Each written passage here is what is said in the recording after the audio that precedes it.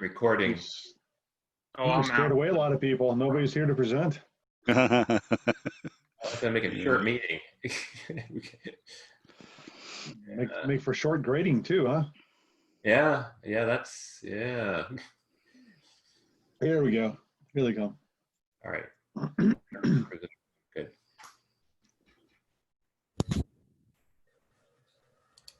Hello, good evening. Good evening. Hey, how are you doing, Vivana? Doing good, thank you. How are you all doing?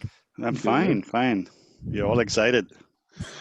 Yeah, Are you excited too, or are you just nervous? I'm nervous actually.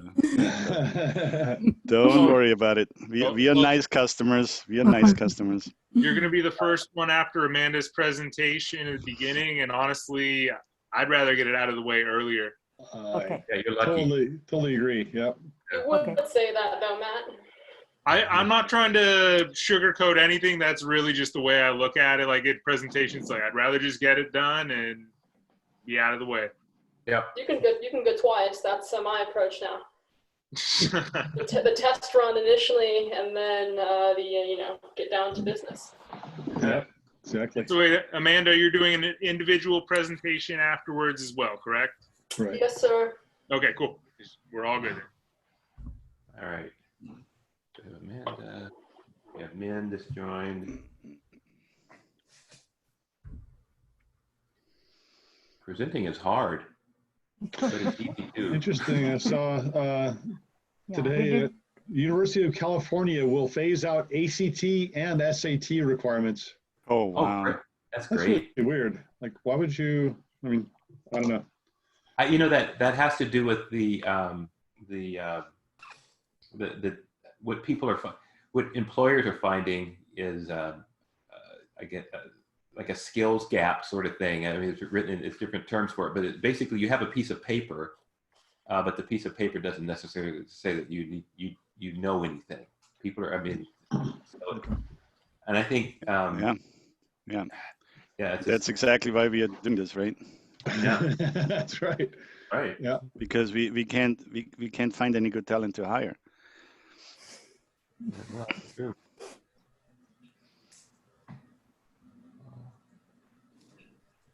Well, it used to be where, 97% employment or 3% unemployment, but now it's changing, isn't it? Dan, I'm on a different computer. Would you mind to send me the rubric PDF? Sure. Or Cecil? Yeah, I got it. Right I'm working on 3 different computers, and it's so confusing. Yeah, no worries. Got it. Preach, Rudy, preach. Yeah. Okay, let's see who we got. We have. Okay. On its way. Thank you. That is awesome. I hear you, Rudy. I got 4 monitors. It's two computers, 4 monitors, but it's 4 email accounts for 4 different jobs that I'm working on. Oh my God, I don't know how you do it. Trying to keep track of time on each job. Yeah. Oh yeah. Not Maybe for the weekend. I would like to tell you guys I had like 12 monitors and 5 computers, but I don't. But you're a pro. Come on. You are an IT pro. We are just engineers. Yeah. Right. You want to see I have 2 servers in behind me. If I can show you. Starbucks? Well, you're showing us the Starbucks. Not Starbucks. Behind, fake Starbucks. Yeah, we've seen it. Yeah, we've seen the big monitor up on the wall and stuff. You got a good setup going. It was also on TV. Yeah. Mm-hmm. Yeah. All right. Well, 7:02. Okay.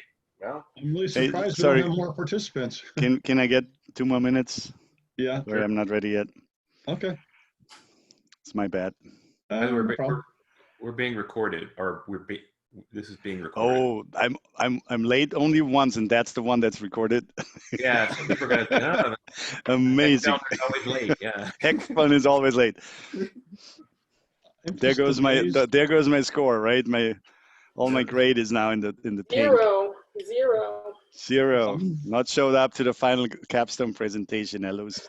What is it? 40%, right?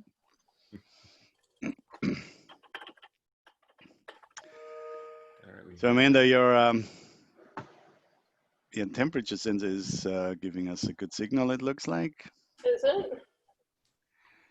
Okay. It's like 26 degrees. Is that what you're seeing, Rudy? I'm looking at the red light. Sorry. Ah, that's all you need, a light. You don't need That's all that matters. Without light, nobody would light's be. everything. Yeah. There To a you lighting go. guy. All I need is light. That's where I'll begin. Hey, check this out. Oops. Oh, you can't really see the color, but that's my colored LED bulb up there, and Oh, that's pretty cool to have different colors in the room. It is, yeah. Yeah, sorry for the long. keeps you going. For our presentation. Okay, so So Cecil, Lena was just emailed me. I guess she had trouble with the link, so I resent it to her. okay. Have you had anyone ever getting trouble getting in like that? No. Hmm. Hey, Matt, while you're at it, can you send Sean? He seems to not have the link. I just saw something on Slack. You see that? It's. I will send the link right now. Lena just said, do you have the link? So you just send it to, well, I'll reply to Lena. So you did send the link to Lena? Yeah, Matt? I just sent it to Lena. All right. I sent her to send something back, but it doesn't work. Doesn't work? Oh no, if it doesn't work.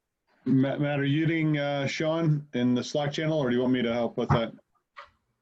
Yeah, I am. For some reason, my computer is going extremely slow right now, so bear with me. I'm waiting for it to load right now. Gotcha. I'll send.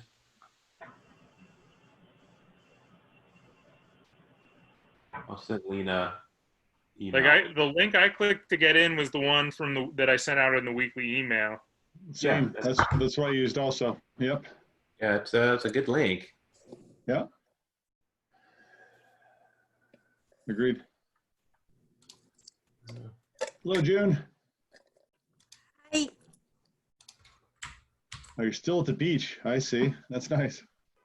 Lena, all right. Oh, Lena made it? Oh, She's Yeah. connecting to audio. I mean, Hello, the Lena. link works. Awesome. all right, good. I was just about to Right. send you a. What's so funny? I just emailed Greg and he said it was last night. I'm like, what? Yeah. No. Oh. Different meeting last night. Yeah. Okay. Yeah. Thanks. Hi, Dan. Hello. Hi, Lena. How are you? Good. How are you? As good as can be. Right? Where are you? Oh, see, so you got the background of the Starbucks. Yes, but I'm not at Starbucks. I'm it's a fake. Here, I'll show you where I actually am. I am so like outdated. My laptop can only have my live feed. I can't do any of the background. So that's, you get the live feed, no background. I want to do different cool stuff, but I can't. Oh, Hey, Matt. Okay. I'll just tell Greg I got in. Okay. Okay. this is where I actually am. Oh, okay. Nice. Oh, the Geek Squad, right? Oh yeah, here. I'll Yeah. You have the Let's Geek see Squad how car behind geeky you. are. You see how those are 2 network attached storage servers. I got a Oh mesh my network. God. Cecil. That looks like an air conditioner to me. Yeah. Oh, it heats this thing up pretty well. It's I can imagine. Yeah. So it sounds like Greg doesn't know that this is happening right now. Should we give him an No. invite? It's tonight. I'm in. I'm telling him, it's tonight. I'm in. So Matt sent him a link. Yeah, I'll send it to him right now. Okay. he didn't. He didn't know. Okay. Yeah. I sent it to him. Well, he has a lot going on, Yeah. yeah.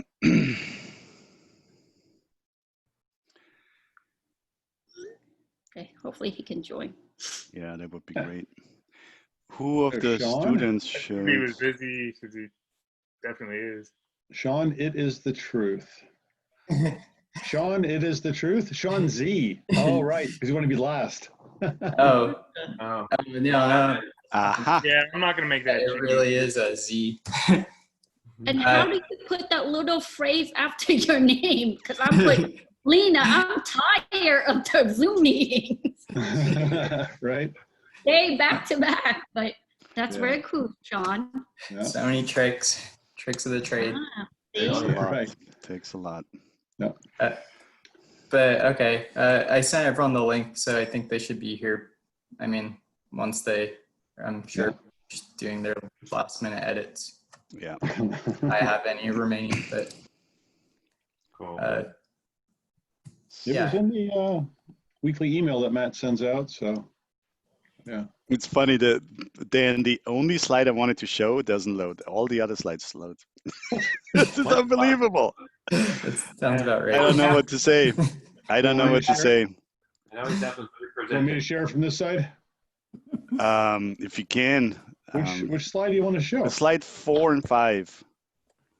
5 loads, 4 doesn't load for some reason. Yeah, they're fine.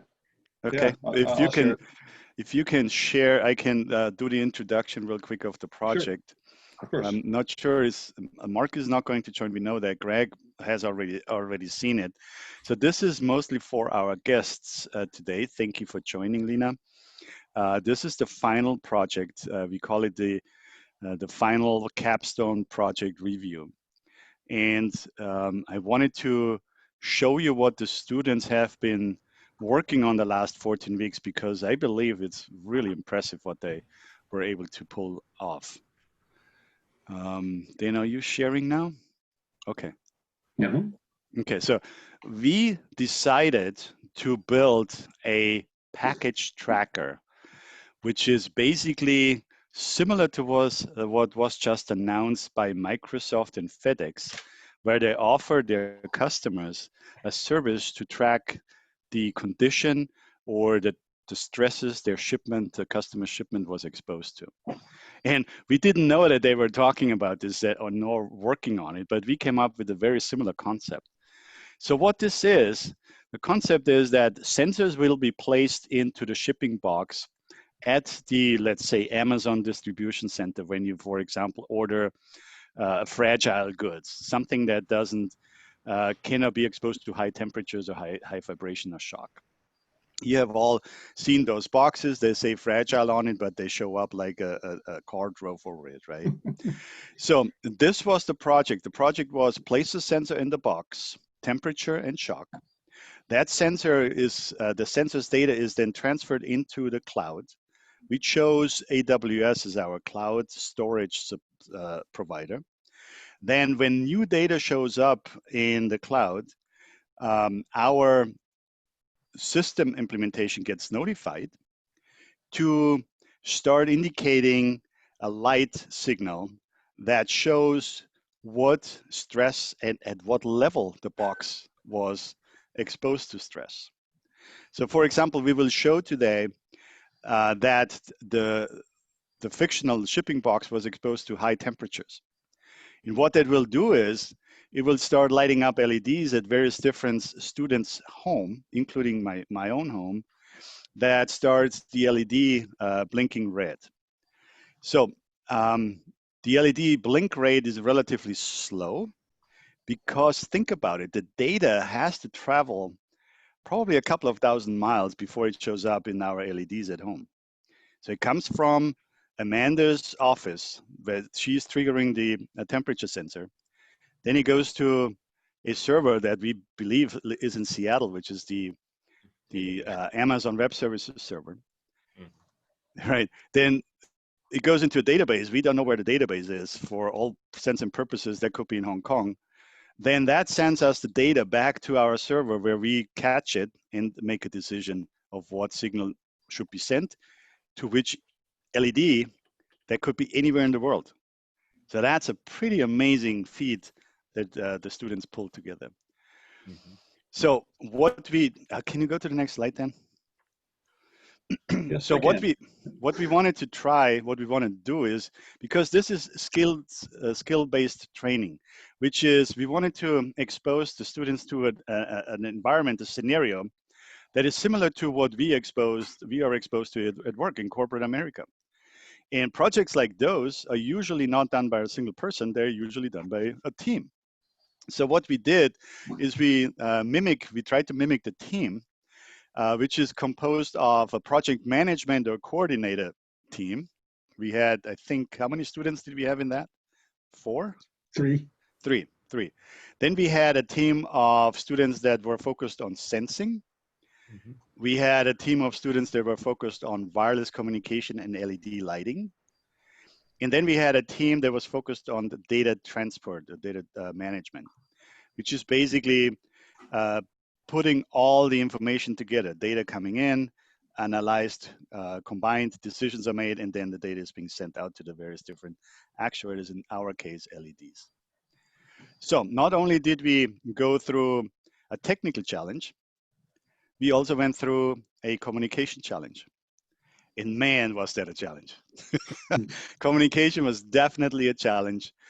Lots of misunderstandings, lots of duplication, which is basically also what we go through in corporate America.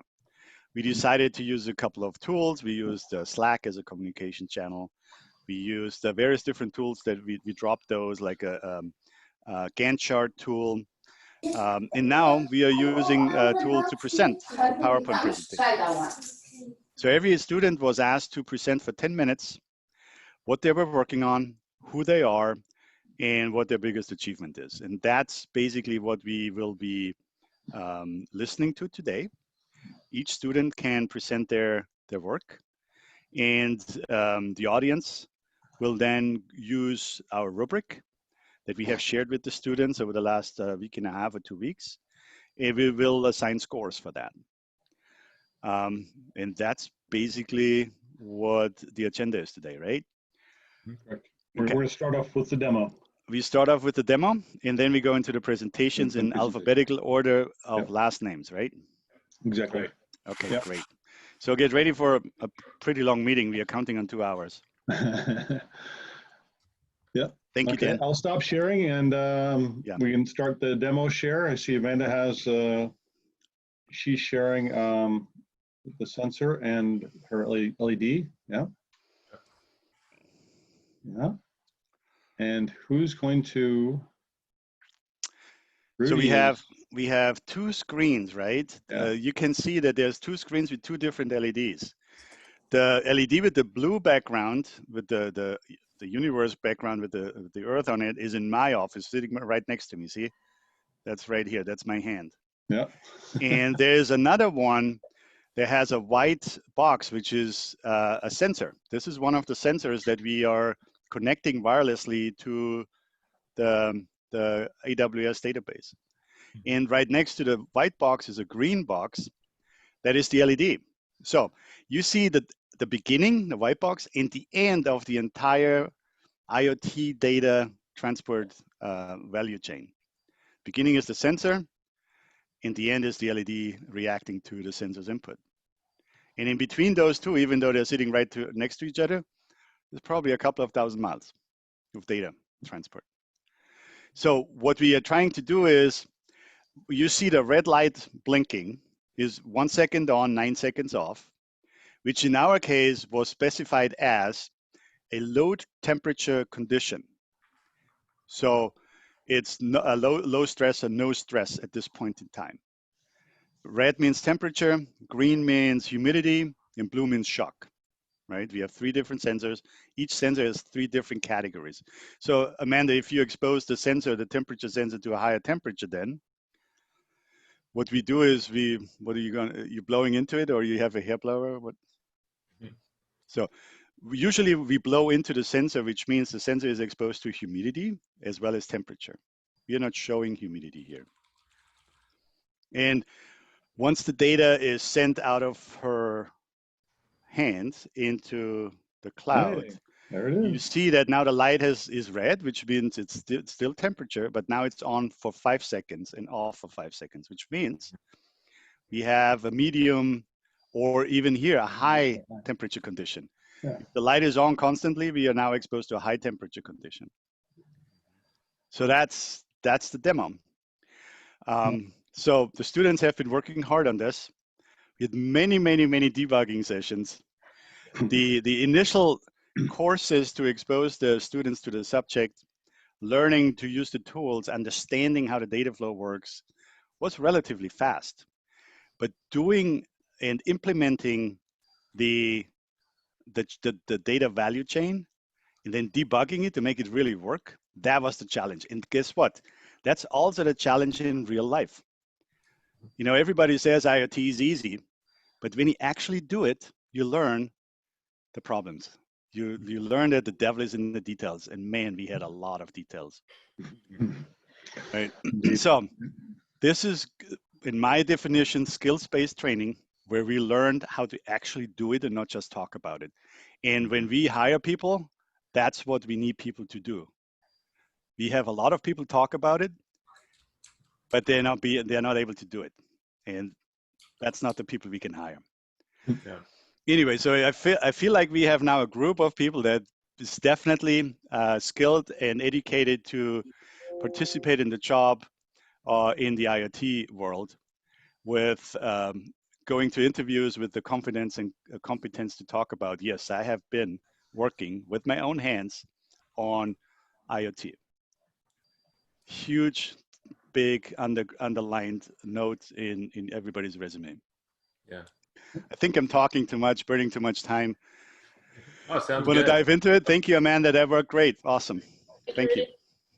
And I think, Rudy, to the entire team, it's time to celebrate. It's time to get round of applause to the entire team for demoing the full system. Yeah.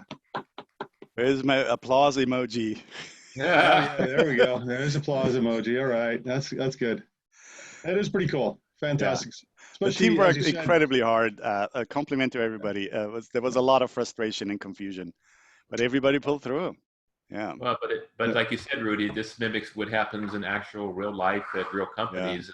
Yeah, right. You work it through, you come up with a solution, and that's success. Yeah. I think the learning I took away, just to give you some feedback, is that even though we thought that would be easy, we still took too big of a chunk of complexity. Yeah. Learning is that it has to be really simple. Also the same learning as me as a manager. If the projects are too complex, the timelines are too short, and we don't have the right talent, which is not the case here, your project is not going to succeed. So I'm glad we have something to show that we actually succeeded. Mm-hmm. And we pulled it off. It wasn't easy, especially in Lena, this is a big one, because we had to change direction 3 times because of the stay-at-home order. Right? We couldn't meet in person, which the course was built so we can actually meet in person and do the labs. So we had to reconstruct the entire lab infrastructure, and we had to send all the students the hardware, or they had to come and get it. And that was not easy. So I think then, thank you. What our student really getting is this is it, real life scenario that you're going through, giving the pandemic, and then your class go online, and then you have changes. Right. You're right. I feel for the student, but trust me, it's the best lesson you can ask from 3, 4 experts in this cohort. Rudy and Dan, they're the best. Trust me, students. So I'm so excited because this is what we want our student to do. So when you go to work, you're like, been there, done that, got through it. So thank you. I'm glad I'm making. I don't have a thank you emoji. I will give you that for sure. Sean called it an interesting way. Sean C today. He called it Rudy is the tough luck guy. What? Yeah. Nonsense. I don't recall. No, yeah, but you're right. It's in corporate America. It's nobody cares about the excuses. It's just nobody really cares. It's not their problem, right? It's not the managers or the company's problem. The company's problems is revenue. That's it. Revenue and profit, which is at the end of the day your paycheck. But the companies are interested in creativity and solutions and options. Which option is the best option in the scenario we have? And our scenario was that we had to come up with a project in a COVID-19 crisis, which is Dan and I work every day. Cecil too. He works every day in the crisis, and there's no excuse, right? This is not an excuse. Yep. Got to produce. I think it's time for presentations. What do you think? Please. Yes, do it. No, I could listen to Rudy go on. Yeah, for a right. little bit more. Come on, Yeah. I Sean. shut up now. I put myself All right. on mute. Matt, who's first? Well, first is obviously Amanda giving the project demo, and That then who's got demoed? Oh, okay, and then obviously that's done. Okay, Bhuvana is next then. Okay, very good. Vanaswari, are you ready? You're up. Yes, I'm ready. Yeah. Okay. Take it away.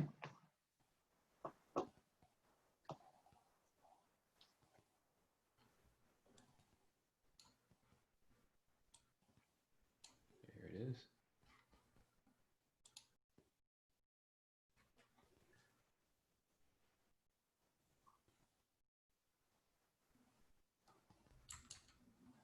Okay, we see your screen. I'm sorry. All right. Good evening. I'm Bhuvaneshwari from CIS 108, Foundations of IoT course, handled by Professor Cecil Lawson. I'm the program manager for lighting and wireless team. So my main idea of getting into this particular Foundations of IoT course is I wanted further understanding of IoT systems and the hands-on experience with respect to the Capstone project, which I was very much fascinated to work in, and then the lab exposure in IDT. But because I do understand because of the COVID situation, we were not able to do it. But then that was the main driving force to get enrolled in this particular project. So the title of the project is TwashPack. It's an intelligent IoT system. And my responsibility as a program manager was to arrive at the system specification for various stress condition, generate the system and lighting wireless module level document such as the block diagram and the validation plan, coordinate and organize team meeting, synchronize the team activity to achieve the goal within the stipulated time frame, progress the review for which we made use of Airtable and then updated it on a round robin fashion by 3 different program managers who are working under Mr. Dan, establish inter-team communication and collaborate the module level and system level testing. Because of the social distancing issue, lot of resentment was there among the team members. They had lot of doubts and confusion, as mentioned by Mr. Rudy, how we will go about with the Capstone project, where we initially decided to meet in groups and work on it. But because of the social distancing issues, we had to decide to work remotely online. All the sessions were done online, and constant motivation of the team was required. And as a program manager and all these, and also the sponsors played a key role in motivating and keeping the entire team engaged. Mm-hmm. Hence, we were able to accomplish the end results within the time frame which was projected. Now let's move on to the system block diagram. The system consists of 3 modules, that sensors, data management system, lighting and the wireless module. The lighting and wireless module is my area in which I focused and worked on, where Mr. Rudy and Dan were in charge, and my teammates are Min and Mohammadu. So the package which has to be delivered is mounted with 2 types of sensors, that is the temperature and humidity sensor, shock and vibration sensor, which continuously monitors the environmental condition and transmits that through the ZigBee protocol to the local instance of an IoT creator. From there, it is sent to the Amazon Web Service cloud, where it's been stored, processing is being done, and based on the threshold being set, it will send the required signal to the LED node. So now we'll understand the input output of the lighting and the wireless module. The lighting module accepts the path parameters, the IPv6 address, and also the RGB color format. Mr. Min, who is my teammate, has done tremendous amount of work in designing the 8x8 LED matrix and the lighting pattern to be indicated under different stress condition. He will be demonstrating it thoroughly in his presentation.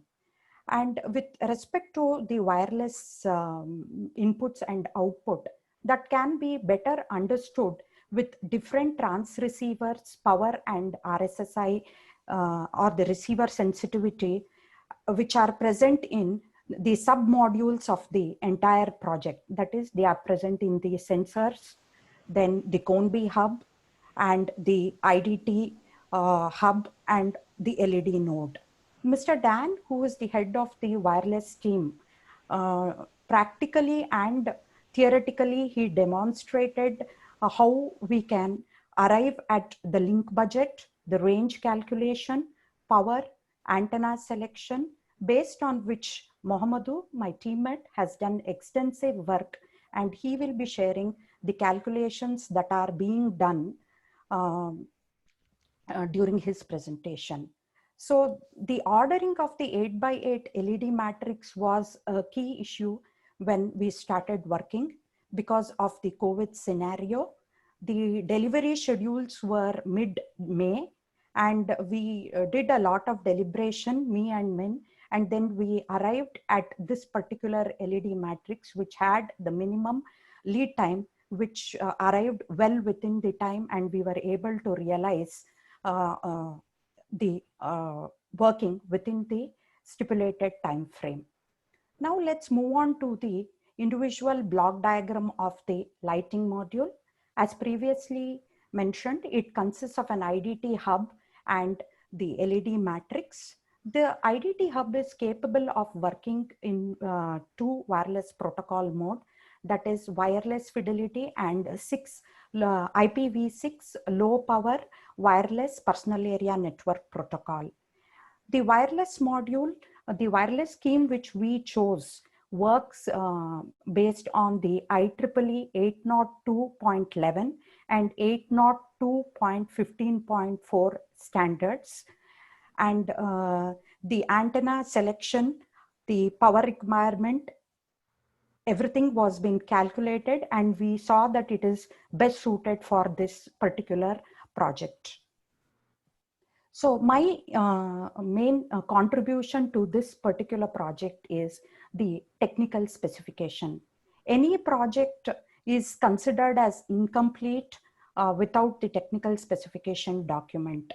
So when we started off the Capstone project, there was a lot of discussion, brainstorming session, which the entire project management team conducted to arrive at the specification for different products such as frozen item, electronic goods, fragile items, chemicals, beverages, etc.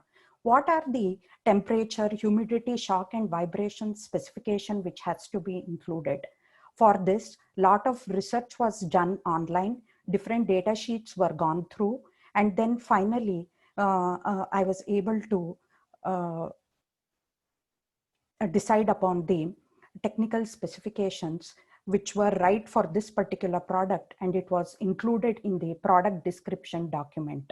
And this description document was shared with the entire team so that we are all on the same page, and it will help in the smooth flow of the project.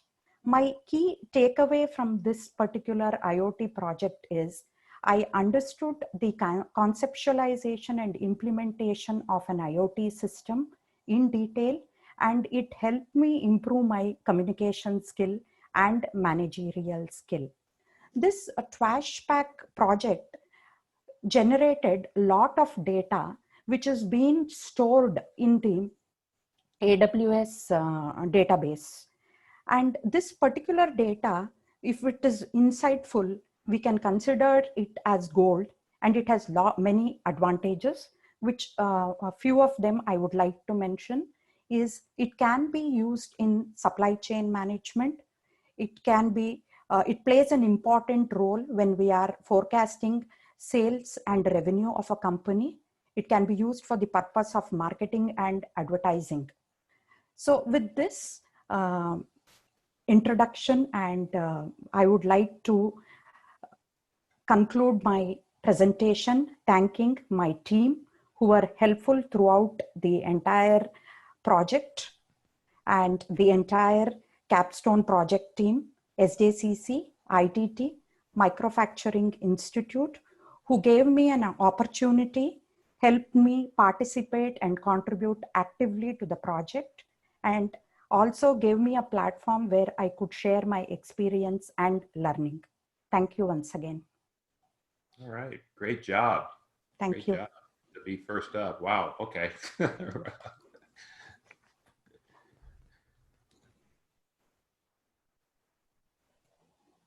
One cool feature that Bhavaswani has in her slides also is she has, you don't have to demonstrate it now, but she has hyperlinked backup slides for wireless and lighting. She has a whole nother slide set as backup material in case any question were to come up. She's prepared for that also. So wow, that's good really plan. cool. Yep. I'm going to make note of that. Okay, well. Nicely done. Thank you. Nice. Yeah. All right, so next, because his name begins with a C again, we have Sean. Okay, sorry, I was having an issue with two of my slides, but I guess I can just. Can I stop sharing? Yes. Yes, please. Yes. Good job. I mean, if we really need to rearrange the order, that's up to everyone. I mean, I might be able to resolve it in like a minute or two if someone wants to go ahead. But if not, it's fine, I guess. Okay, I guess no one's volunteering. All right, So, okay, let me go ahead and share my slides then. It'll be fine. Oh, I don't know how I'm going to read my speech at the same time. Okay, sorry. Let me go ahead. Sorry, my Zoom window. There we go. Matt, did you measure Bhavana's presentation time? Sorry, I did not do that, but I will do that for everyone. Thank you. That's great. I did. You were under 10. You're only 9.5. Wow. I never was able to do that. So clearly I'm talking too much. Yeah, Rudy, we just saw your introduction. We get that. Yeah, that was supposed to be a 2-minute introduction, Rudy. Well, I need to respect our audience and our guests, right? Yeah. That's all right. So you're helping Sean out. You're buying him an extra minute or two of time. See, I'm just such a friendly professor. And I wasted that minute just reading Okay, myself. well let's get it started, Sean. Here we go. Sounds good. All right. So yeah, I apologize that some of the slides got messed up when I tried transferring it from a different computer. But so basically, my name's Sean Chaudhry with a C, and I was on the project management team, and as well as I was assigned to data management. So yeah, I don't know why I called mine like a tale of two groups, because that's what it was, my experience at least. And so I ended up taking this course because, well, it's part of the TechNest certification process. And I originally hadn't really thought about IoT and like engineering and stuff, because my background is actually very different from that. I'm sure to the dismay of my colleagues and peers that I couldn't help when they had more technical questions. But yeah, I'm a psych. Well, I graduated with the degree in psychology like a couple of years ago from Berkeley. So it's definitely a different set of skills that I've learned to pick up. But so basically though, yeah, I joined because of TechNest, and it actually ended up being a very valuable and I guess useful learning experience for me, experiential learning, as Rudy likes to remind us, and very much true.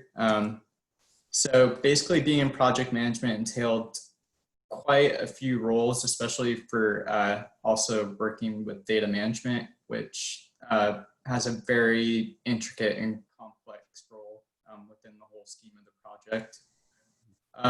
So for project management, basically what I ended up doing was creating, maintaining, and sharing class assets, which included a wide array of timelines,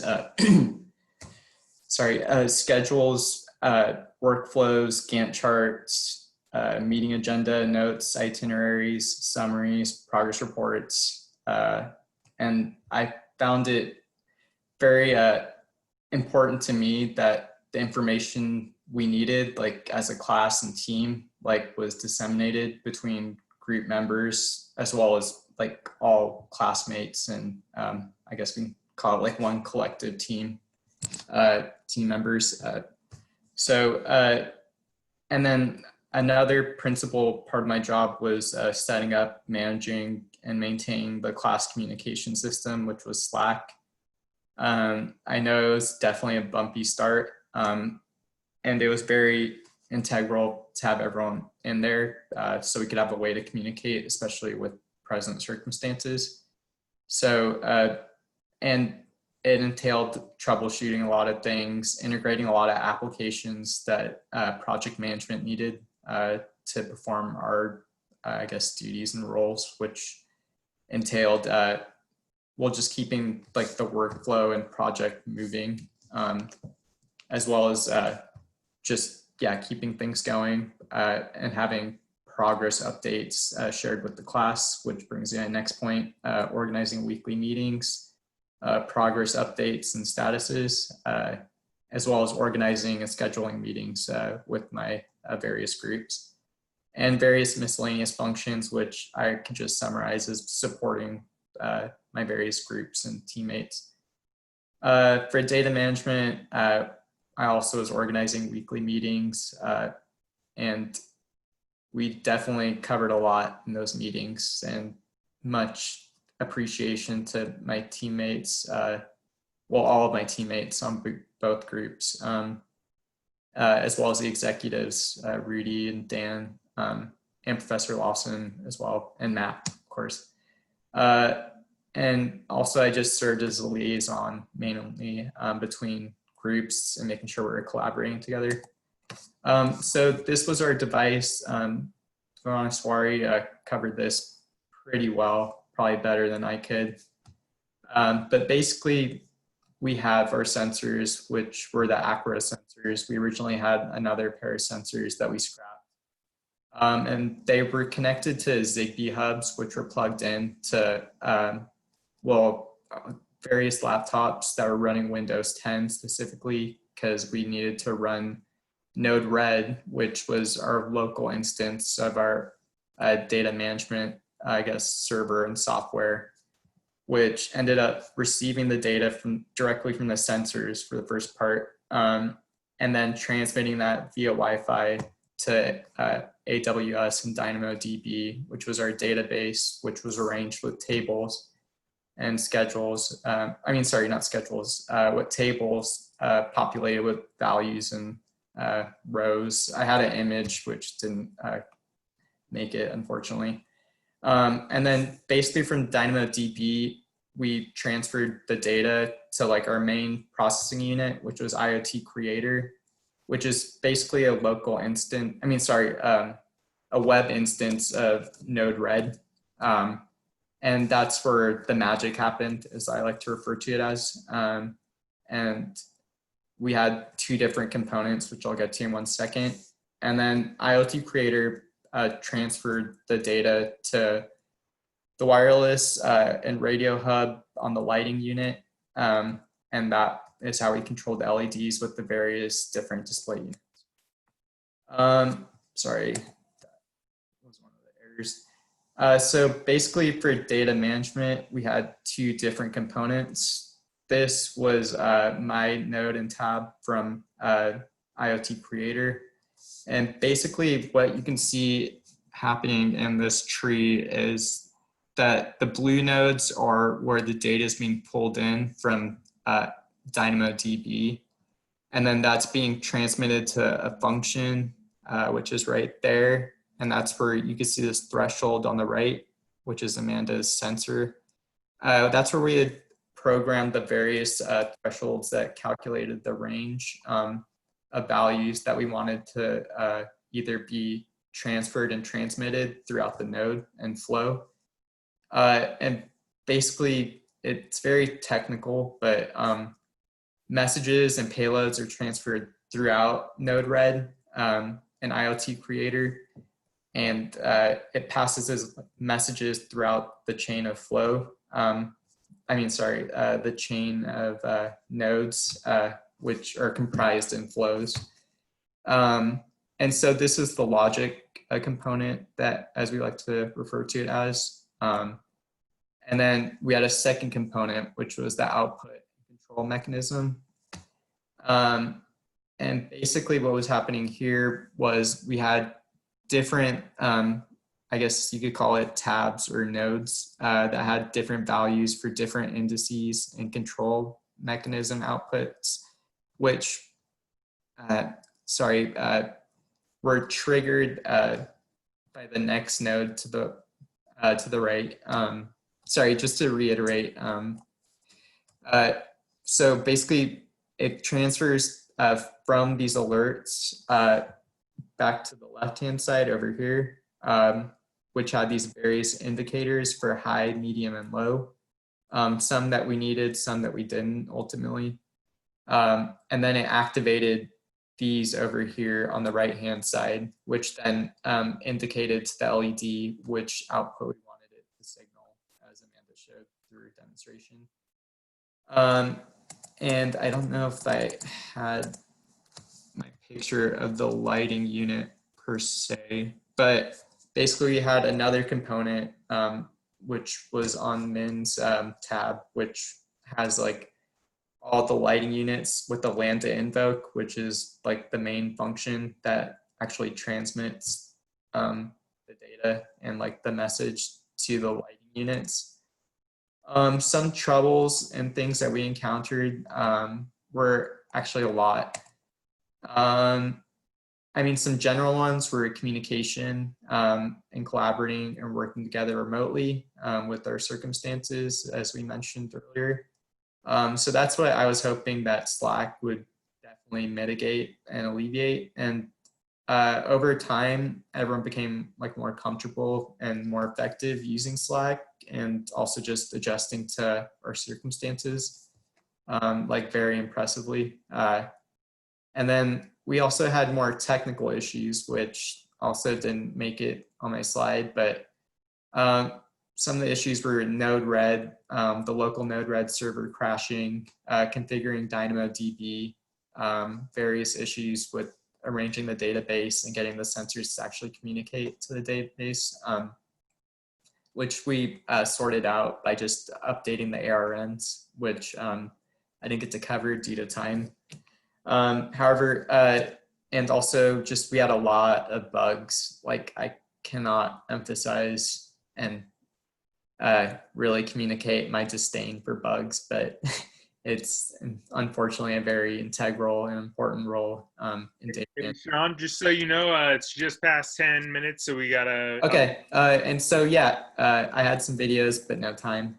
And yeah, I just wanted to thank everyone on project management, data management, Jessica, Bhuvana, Amanda, June, JT, Zohar, and our executives, Dan and Rudy. Thank you guys so much for everything, and Professor Lawson for just teaching us a lot and helping me learn project management and IoT. Thank you, everyone. All right, good job, Sean. Good job, thanks. All right, so next we have Mamadou. Good job, Sean. Thank you.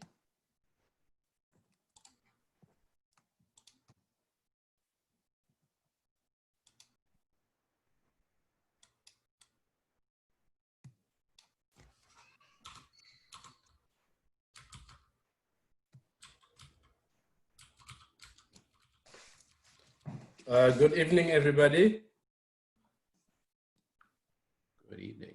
Can you hear me? Okay. Yeah, sure can. Yes, my name is Mamoudou Fall.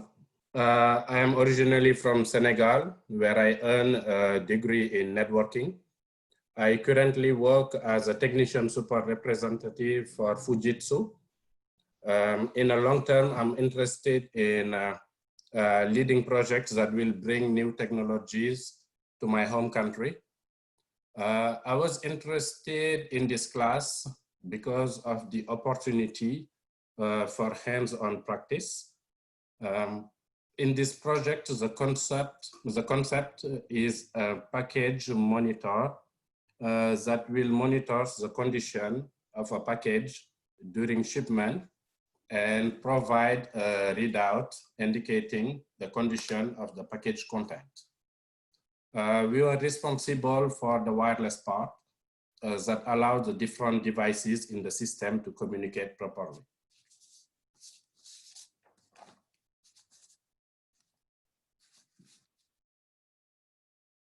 And here, let's talk a little bit about an IoT system before we go into details about what we have here.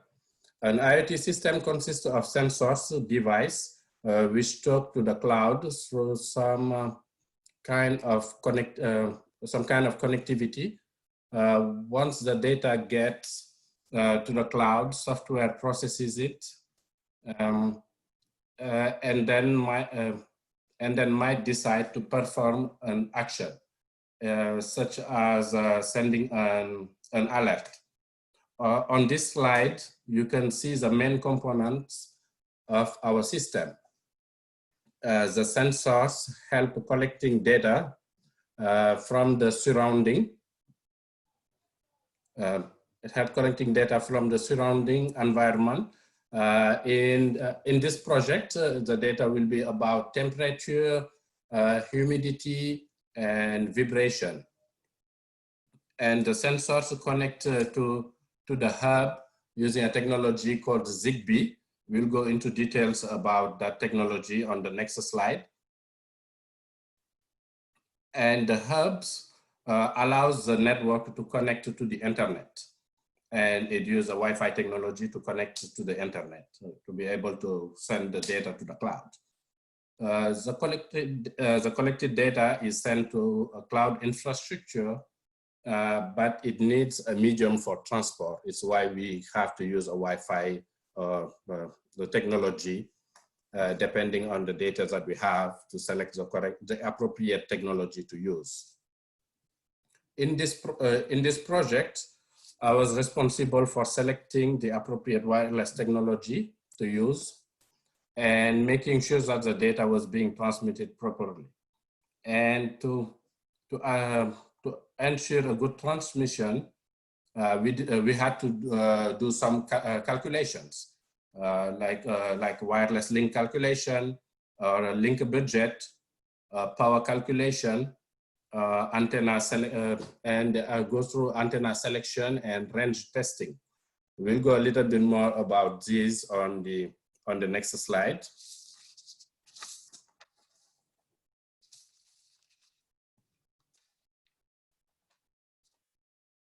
First, let's talk about the Zigbee technology.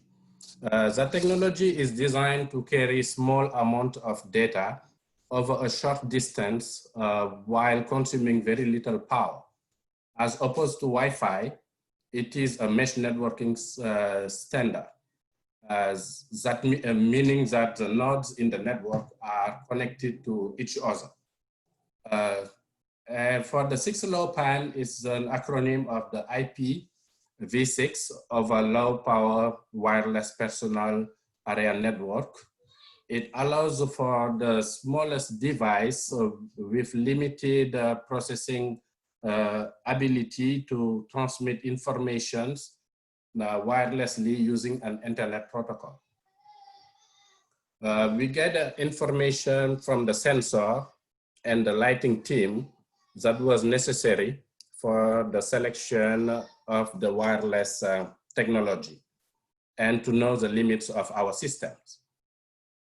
It was necessary to know the size of the message being transmitted and the frequency. with that information, we were able to calculate the peak data rate and match it with the ZigBee and 6LoWPAN max data rates that are respectively 250 bits per second and 40 kilobits per second. We were also able to determine the number of sensors we can have connected at the same time. If you see here, we have a formula that we use to calculate the number of nodes based on the maximum data rate and the message size, the overhead, and the frequency, and the number of hops. And we also have to do, like I said on the previous slide, to do what's called a link budget. That is accounting of all of the power gain and losses that a communication signal may experience from the transmitter to the receiver. And by having information like the transmitter power, the transmitter antenna gain, the receiver antenna gain, and the receiver sensitivity, we were able to get the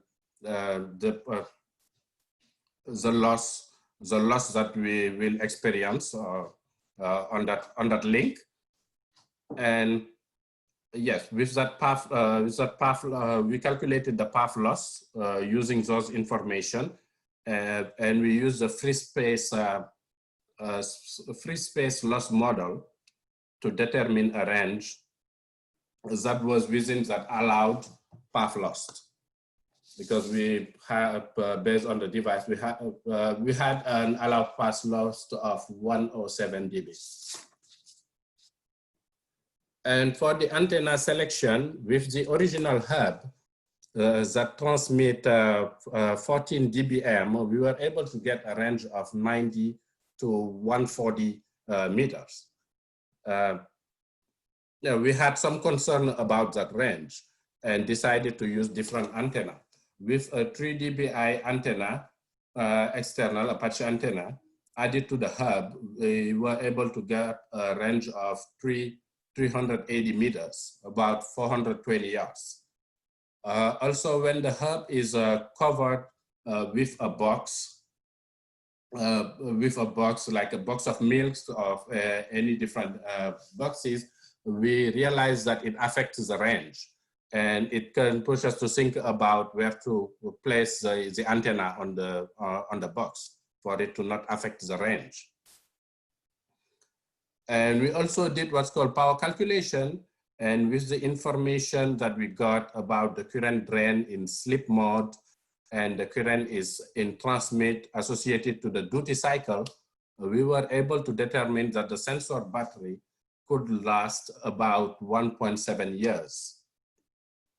That is a pretty good number, about almost 2 years. The battery can last about 2 years. And I was also thinking about the importance of the data that has been collected on this system. And I think that a shipping company can use this data to plan for future deliveries. For example, if in a certain route there is conditions that damage certain packages, they can use that information to update their routes or improve their packaging based on the customer location. Yes, and if we were able to do more slides, I will be happy to share more of these calculations that I showed. I just had to do some kind of resume, but I have the files here. If anybody needs it, we can share it. And I wanted to thank Mr. Dan for his availability and his disponibility to help for this project. Thank you very much. Great job. Good job. All right. All right, so next up we have Amanda. Good job, Mamoudou. I'm sorry, I was a little slow in unmuting my computer, but good job. Thank you.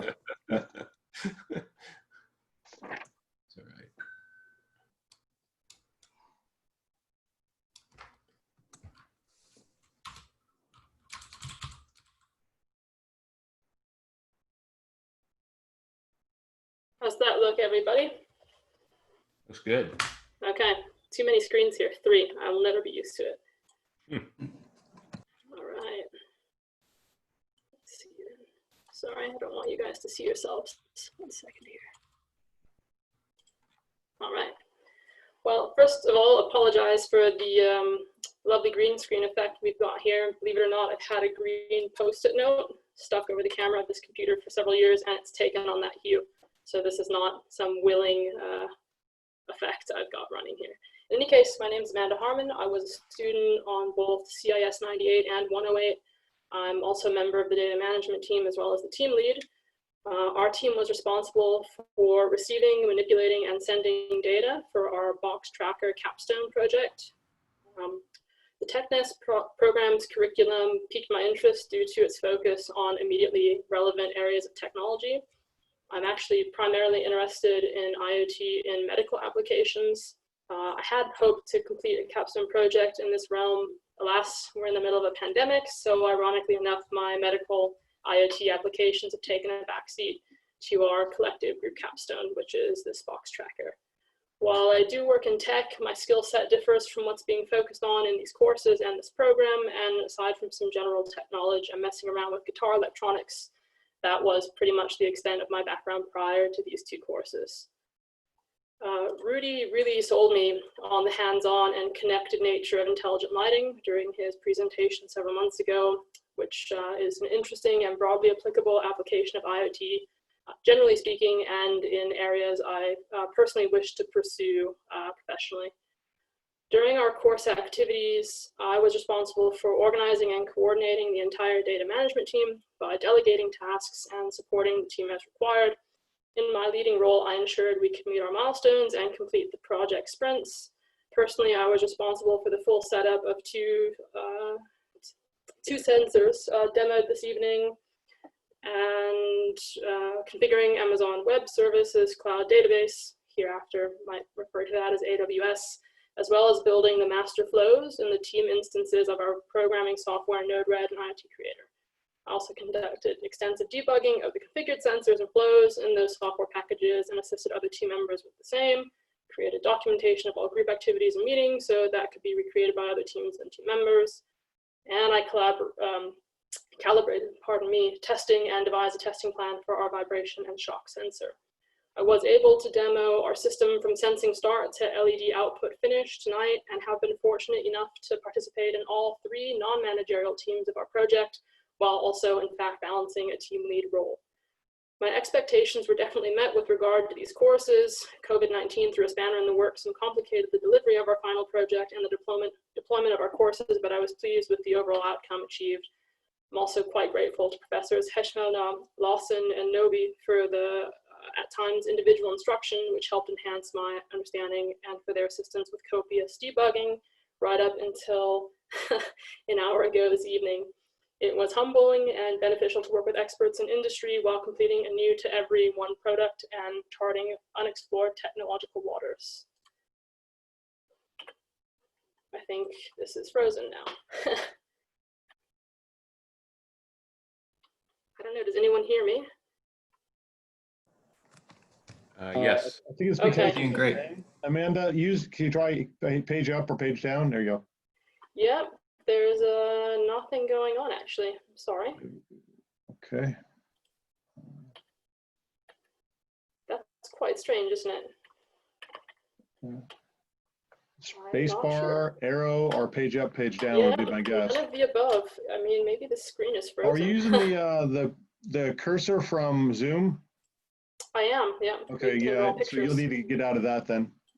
Okay, maybe that's the problem. Sorry. Yeah. That still isn't. Oh, No? well, here we are. Okay. There we go. Sorry about that. No worries. So much for that. Alrighty. So the data management team was primarily responsible for receiving, storing, and transmitting data. Although, as previously mentioned, we were also responsible for configuring the physical sensors and incorporating their inputs into our project flow. You can kind of see this indicated here. I'm just going to. Well, sorry, I've now scribbled over my illustration, but the physical sensors, we incorporated their inputs into our project flow, and their output in the form of LED sequences were transmitted to LED panels and or the lighting team's LED matrix, indicated here, flow. Our package tracker is comprised of two types of data sensors to capture data to monitor the package conditions, the Aquara temp humidity pressure sensor and the Aquara shock vibration sensor. The early stages of our project, that configuration was quite time intensive and necessitated a lot of troubleshooting. Our first step was using the USB hub specific software called Decons to connect our sensors to the Combi hub using Zigbee connectivity. We then configured the sensors in the Node-RED local iteration, which sent sensor data as JSON packages out. After we configured our IoT creator cloud iteration of the data sensor flows, the LED data was transmitted in the ultimate LED output. Oh, pardon me. We use Amazon Web Services, AWS, in the cloud for our database needs. DynamoDB is referred to. For electronics and cloud services programming, we use Node-RED and IoT Creator, which are visual programming software packages to wire and configure hardware, APIs, and other online services. We generated API keys and sync the databases to our sensors flow on local machines and workflows in the cloud. To go a bit more into depth here, this is the IoT Creator and the Node-RED to which I'm referring, as well as the initial setup from the Decons, which indicates the two sensors I have here, which was put on the spot to name them. So that's Hans, which is the temperature sensor, and Helmut, which is for shock and vibration. The data received in our databases in the cloud was manipulated within IoT Creator. You can see here the input flow straight to the output flow. There are various switch nodes here. You can see a function node down here and follow, I think, generally the schematic here. These are the debug nodes as well. These are named a bit better up here. Timestamps are injections. We had 4 product types for frozen goods, fruits and vegetables, fragile products, and electronics. Each type had 3 specific thresholds for humidity, temperature, and shock, and up to 3 patterns to indicate a respective low, medium, or high meeting of those conditions. So you saw that during our demo this evening. We did encounter various challenges throughout this project, and due to such, we chose to alter the scope of our project based on hardware and other physical restrictions due to the pandemic. Ultimately, though, we took things a step at a time to debug and find solutions to each unique issue as it arose. An overarching challenge we did face was with the sensors themselves. Initially, there were to be 2 types of sensors making use of 2 types of interface. The Arduino associated option turned out to be unviable, and when the sensing team faced challenges with that, our data management team stepped up to fill that gap and utilized instead our Aquara sensors to wholly support our project and directly program them and connect them into the flow. While this project can be considered a success, it's the data this project generated in specific which could be used in a variety of interesting and potentially lucrative future applications. Courier and shipping services, for example, could make use of this data collected and intercept, return, or dispose of products which become non-viable during transit. If a product like a battery is subject to high heat and becomes dangerous, it could be disposed of properly, kind of en route, so to say, as to not endanger the shipping staff or the end customers. Similarly, if a box of chocolate melts in transit or a computer gets smashed, the company shipping that product could alert the recipient to a delay and send a different product. This application, among others, could be profitable as it increases consumer trust in the shipping services themselves and even in the company shipping products for choosing their use of a courier possessing this type of technology. So, sorry, my final slide here. Don't find excuses, find solutions was something Professor Heshvana said early on to our team, which has stuck with me throughout our project. I think we did find solutions, otherwise I wouldn't have had, you know, the last 10-ish minutes or so of content to present you guys tonight. Special thanks for the dedication and generous time spent by Professors Heshvana, Lawson, and Nobi, as well as Matt, of course, for their support during this project. The time demands were at times quite an ask, but please know how appreciative I am of your generosity and willingness to share your knowledge. Without your guidance, this project just would not have been possible, you know, full stop. Thanks as well to my teammates on this project and to our project manager, Sean. I think we communicated very well. In fact, our team sent over 2,000 messages, which is as many as the other 3 teams combined. I appreciate everyone's support throughout. The data team members should all recognize these seemingly random emoji here, as they were mainstays in our team chat. And to play us out, do please enjoy this snippet from the appropriately titled song, which became our team's de facto theme, Rudy Can't Fail.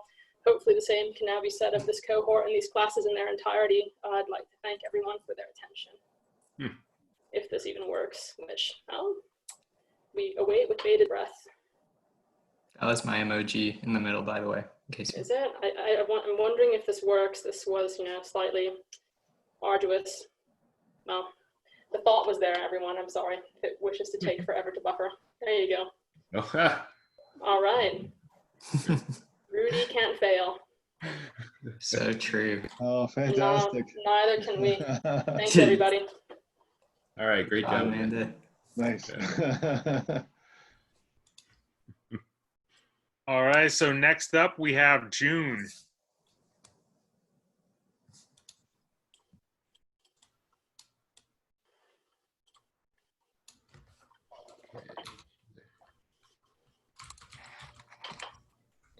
Share screen.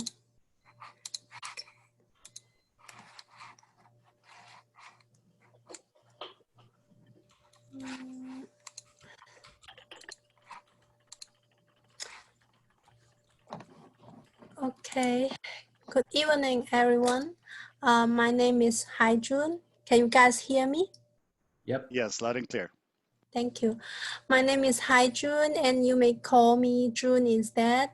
I'm taking the CIS 108 class, and I'm in the data management team of the group project. At first, I was attracted by the name data management. When professors assign the groups, I feel curious as data science seems to be a trend in the current world, and I'm living in the Silicon Valley. I think this is a very good opportunity for me to study and get involved in this team. So, okay. This is the diagram showing the connections between sensor team, data management team, and lighting team. Since I received 2 sensors and 1 Zigbee USB stick, so I can explain details of the process of sensor team and data management team all together during the presentation. Devices involved here are temperature and humidity sensor and vibration sensor, also Zigbee USB gateway. And software apps we will be using are Decons, Postcon apps, Postman app, and NORAD. The IoT platform will be Amazon AWS database and IoT creator. First thing we need to do is to connect the 2 sensors through Zigbee USB gateway. And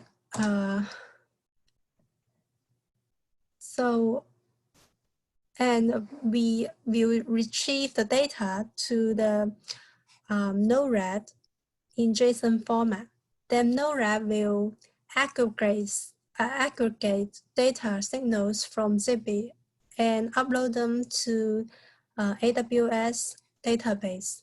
Data management team will receive sensor data from AWS database, read it through IoT creator, and we will use IoT creator to analyze data, compare them to the different limits and parameters. Final signals will be sending over to lighting team to indicate status of the sensor.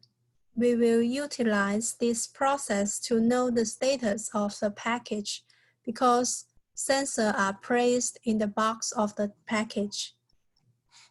Then, okay, let's move on to the slides of the block diagram. And you will see the NORAD is a local instance. The function is to read data signals from the Zigbee Zigbee gateway and send them in JSON format to AWS DynamoDB. When it comes to IoT creator, like AWS is in cloud network. So data is downloaded from AWS to IoT Creator, and we compare data with different limits here. We call all the name as global variables here. We set the limits here and we name it here. And signals will be triggered.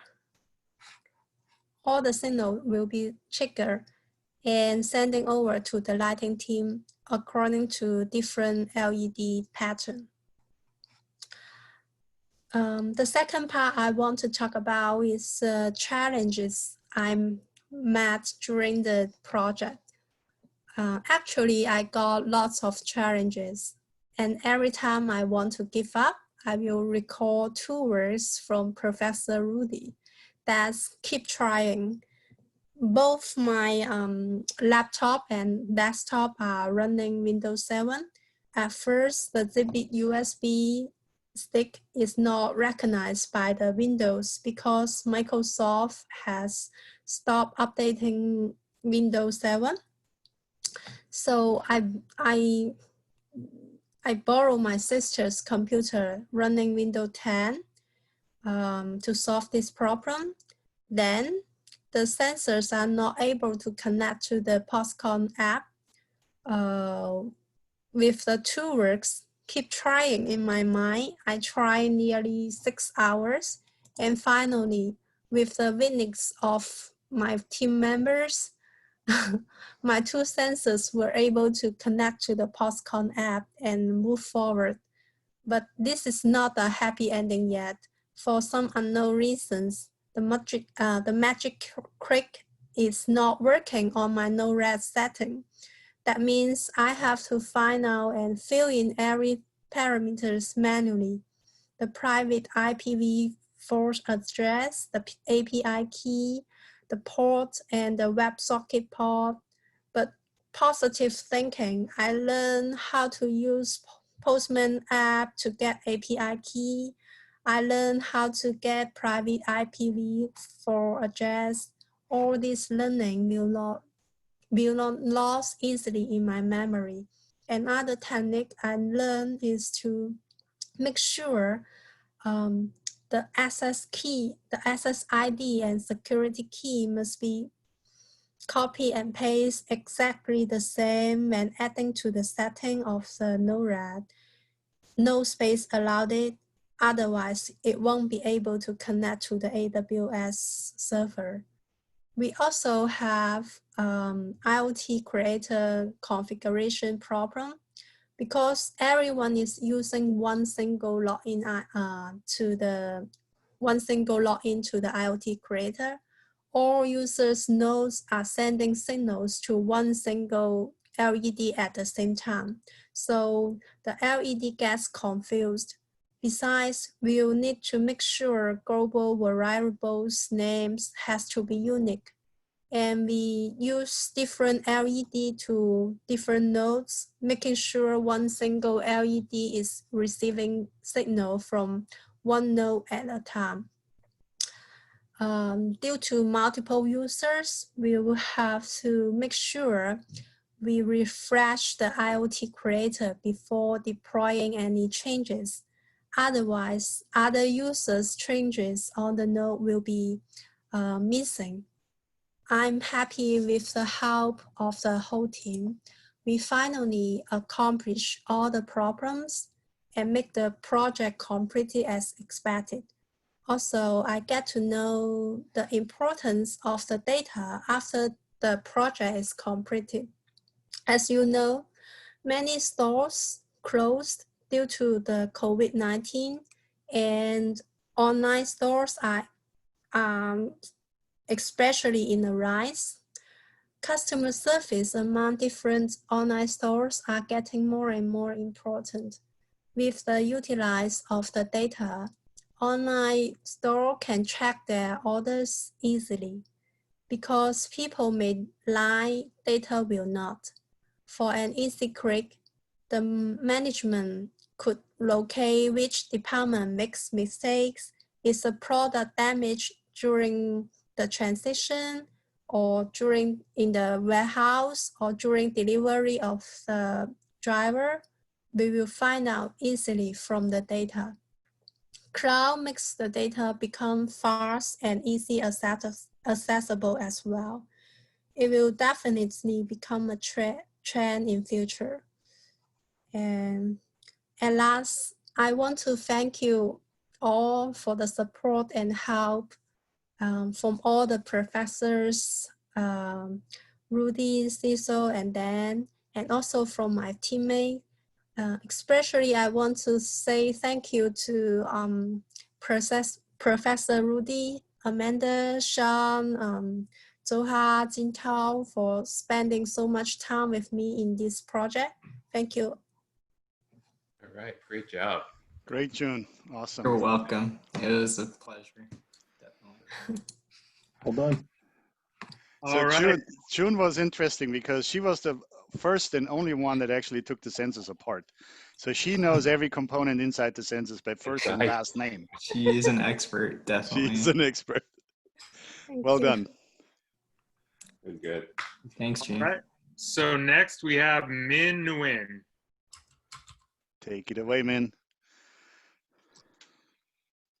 Okay, give me 1 second. Take your time.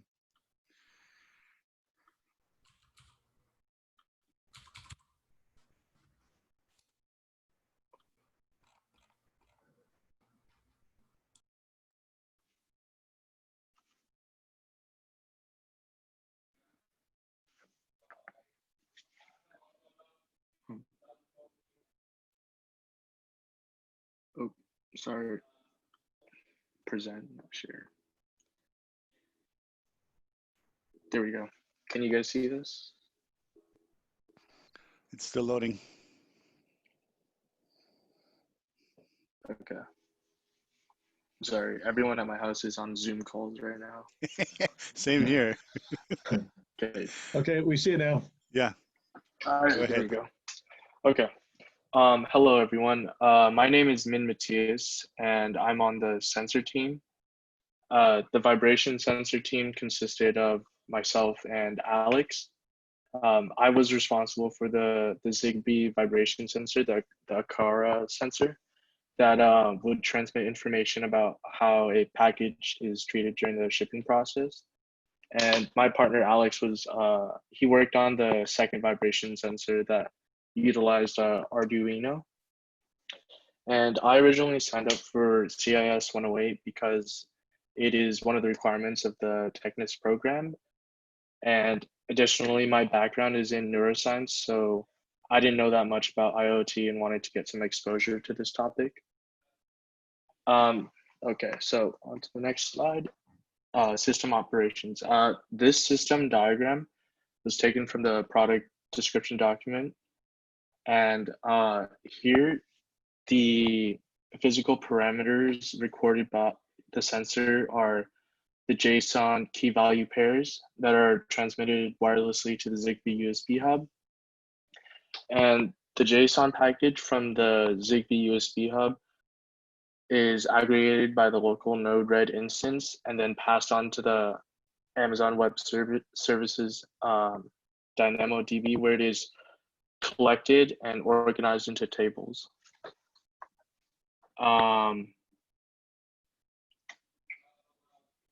So the Node-RED, the first step I had to take was to connect the vibration sensor to the Zigbee USB hub using the Foscon application. And then I imported the flows that were built by the data management team onto my local Node-RED instance. After that, I established a connection between the sensor and the Zigbee USB hub with the local Node-RED instance. And this allowed the physical parameters recorded by my sensor to be uploaded to the AWS database in the tables predetermined by the data management team. Additionally, I put together simple drop tests for the validation plan.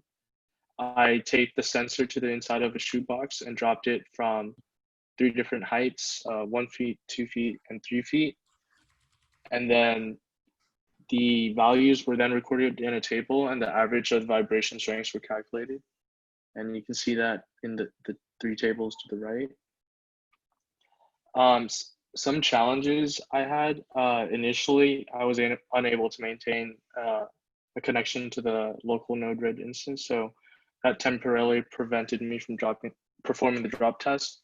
However, after Professor Rudy and I troubleshooted, we found that reinstalling Node-RED would eventually work out all the kinks. And in the future, I think that this data will be valuable for the customers who'd like to hold shipping companies accountable for the safe transport of their packages. The data from the sensors could serve as evidence if the customer ever had to justify a refund or product replacement. And additionally, I think that this data could help shipping companies package their products more efficiently and effectively, therefore increasing customer satisfaction. Thank you. Very good. Thank you. Good job. Thanks. My typing is too slow, sorry. Good job, thank you. Thank you. All right, so next it's Jin Tao.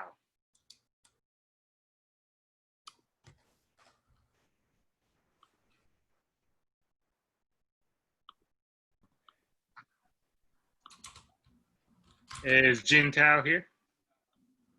Let's see. Okay, so if Jin Tao is not here, I guess Jessica Peters is up next. Okay. Hey, Jessica. Hey. Share. Jessica. All right. Hello, guys. I'm Jessica Peters. I'm one of the program manager for the Capstone project, and this is my presentation for tonight. So why did I enroll in this class? I first signed up for Introduction to Computer Science, and I remember a couple weeks later, CISO, I got an email from CISO giving an introduction for Internet of Things class. And I need to be honest, I didn't really know what, I heard about IoT, but I didn't really understand what it was about. So what really caught my eyes was like the encouragement to create something new. And I have all these thoughts like about products that I want to create to make my life easier, not only my life, but everyone's life easier. So I was very interested to like know how it really works, like from scratch to create something new. So I thought it was very friendly, like the approach of the class, because they said you don't have to be an expert in programming or data management. So I was like, oh, this is perfect for me. I saw it as a career opportunity since I work in tech already, but has nothing to do with programming or data. So what I really liked about it was how the project had all the components of a real project. So what I really want to do for my career is being a project manager. So when I saw we had this role, I didn't think twice to sign up for. But for our project, so the program manager really was like we were like the core of like to distribute the project development. So we had to take care of the timelines, the schedule, the progress, set up weekly meetings, talk about the milestone project, and see some of the issues and escalate to our sponsors. So we were really like the communication bridge of the project. So we had to communicate, keep the communication between everyone. And through the COVID situation, this was very, very challenging to keep everyone like online. Slack was a great tool. We're going to talk a little bit more about it, but it was definitely a challenge that I didn't expect to be. Talking about our project. So what is it? So our project is a delivery package that provides a readout indicating the condition of the package contents. So I worked closely with the sensor team. So my teammates were Alex, Min, Samuel, and Johannes, and we were guided by Professor Cecil.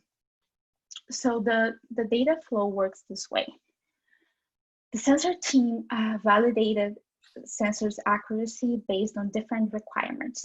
So for this project, we were working with temperature, humidity, shock, and vibration. So this information, this valid data was sent out to data management team. The data management team then read out the sensor data, process it, and compare it to the sensing range, and send a displays to indication to the lighting and wireless team. In a real world, we can think about it, how important this project is in the data from sensors. So let's say our package is in a truck shipping with frozen food. So one of the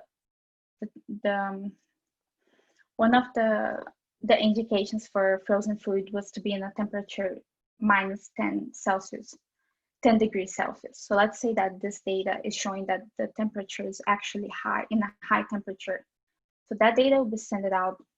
The data management will receive that data and see that something is going on. They can evaluate, see if it has a pattern or is something going on with that specific box or that shipment. And in the real world, the customer or the client will receive accurate custom message about the package saying that has been damaged, for example. So that's how we see the importance of this data from the sensors. So how did all this work? So talk about the project management perspective. When I signed up for this class, I thought, I'm not very technical, so I thought, I can work with the management, the project. And so we set up Slack. We got a tool called Airtable to keep the tracking and Gantt chart and everything. But what the real challenge was not being able to get to the technical issues. So we faced up like the sensors. We had a big problem with the Arduino when we were working on Arduino board. And then we realized that they were not like wireless, so we wouldn't be able to send that data out. That's when we were like, okay, so now what do we have to do? But then like, we just let it go, and then we were behind the schedule. So in the real world, we will not let that happen. So for IoT, always has a solution. So we had like, what I saw would be like for real, I would be more on top of it and try to understand the technical issues and what can we do to face that and fix it. Because one of the biggest thing that Rudy always said, without product, no paycheck. So that for me was a big challenge that for now on, I wanted to be a little bit more technical and understand more what's going on without relying so much in other people's work. So thank you. Awesome, thank you. Yeah, good job. Yeah, I like your slide. The second slide is great. Yeah. Thank you. Yeah. Excellent work as always, Jessica. Come on. All right, so it looks like Alex is next. Just one final check, and it doesn't look like Alex is here. So after him is Johannes. So let's see if he's here. And no Johannes, so Min Trin is up next.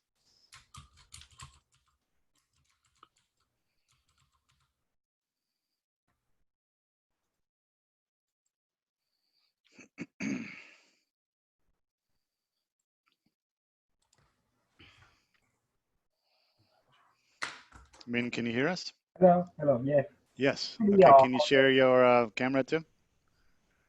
Yeah, I ready. Oh, you do. You're showing a matrix. Yeah. Okay. Go ahead. I make again. About student already. A presentation on student. Yeah, presentation is today. I present pictures again. Yeah, Yes. the presentation last time was a preparation for today. Okay. Yeah. So you did very well. So just do the same thing you did on Tuesday. I only want the save. This one. The presentation you built, not. Oh, are you sharing a presentation? Is he sharing a presentation? Yes. I don't see it. I only see your LED matrix. I don't see your presentation.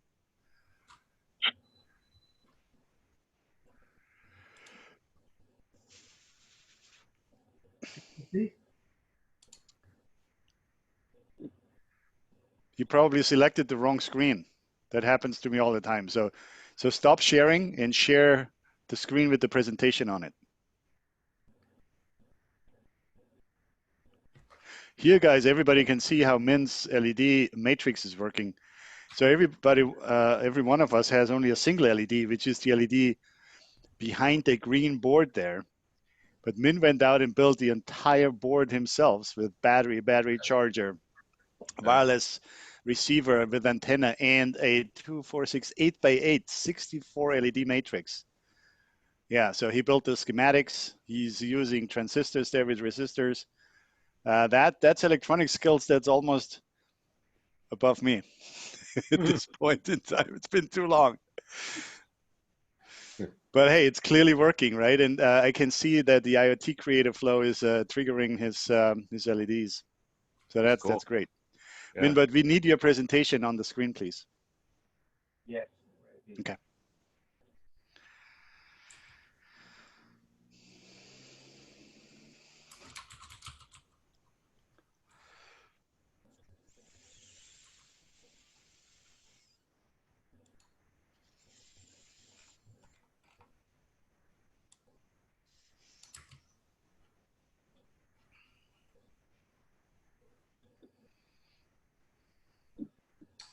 Min, do you know? Oh, looks like maybe.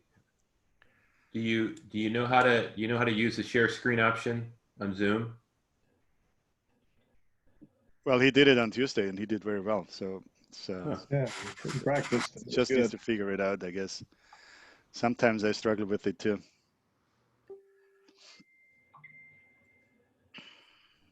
You can share for me? You can see your LED matrix, but not your presentation.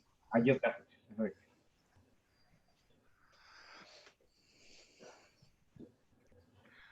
That's the same you see, guys, right, Dan? Right. Yeah, he's showing his monitor, the camera, but not the screen. Right. Yeah. And at the bottom of the screen, you see a green icon that says share screen.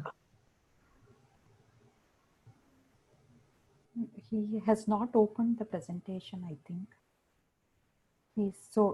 It's a live demo probably of his LED matrix. Mm-hmm. Okay. You see that? No. Same screen.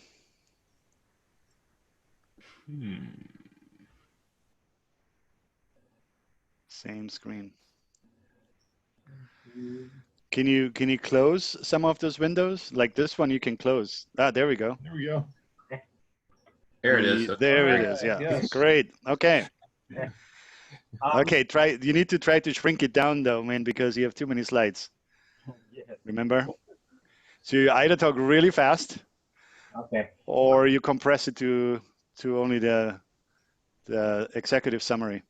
Yes. My name is Min, and in the lighting team. Yes.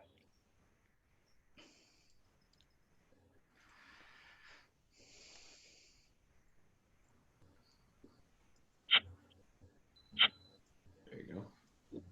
The lighting team is responsible for choosing the bright lighting technology to allow the light or the color to display accurate segment status information by the lighting module. The lighting module is designed to accept the wireless data from the data management system. The lighting team works in the two different approaches, single lens panel and the A/A lens matrix to display the various stress and the load detect. I work with the A/A lens matrix. Halfway, I design the module A/A lens matrix for by the schematic layout PCB. I order the lens matrix, electronic component, battery, power, and charger module PCB. And anything I assemble by the soldering anything. And next, I use the Node-RED software for the testing this line. This is a system diagram. This one I'm here. I'm here. This is about the I use the 4x6 single side BCD4 prototype, soldering electronic component, module, power, and structure, LED, node, A/A LED matrix layout on the BCD4. And next step, I just solder wire cable connecting B2B and the schematic. And this is schematic. Display tab, I choose the red color for the temperature, green color for the humidity, and the blue color for the shock and the vibration. And choose this one, the very glow, the red, the 1 second on, the 9 second off. Very medium, the 5 second on, 5 second off. Very high, on 100%. This was not red for the text box. This one input data from the AWS server and the output here for the lab. This one log detail. This is the for GPO. I use GPO 10 for the output blue color. For GPO VIO 11, output the red color. For TMS, output the green color. And then the pin out, this is the chip. And data sheet, this one picture and pin out A/A less metric. Battery, I choose battery, lithium battery. The current 2,600 milliampere hour. The lock module power supply battery structure, I use the body IY on the Amazon. This one, the specification, the use chip 4056. Input voltage of 4.5 voltage to 5.5 voltage. Output of 5 voltage. Charger current of 500 milliamp. Working the temperature 10 Celsius degree and to the 18 Celsius degree. The need the full charge. I need the 5 hours for the charge, full charge for the battery. The time using. The ball yield about 50 milliamp. This one, 50 amp. This one I can yield about 50 hours. I can yield 50 hours. The charger I yield the board mini USB. This one the board. This one the lock detail for the floor. This one I ask for the choose the lock. 1 minute one. I choose this one every 30 seconds for the three times red and blue and green. The first time red and start on the 0.1 second. And the next time green the start on the 10.1 second. And the blue the start at 20.1 second. This one the check position code for check the low, medium, high, medium, humidity. This one the shock flow. Thank you to interested sales horizon Dan Noble, Rudy Amsa, the head my team complex this project. Bye bye. Thank you very much.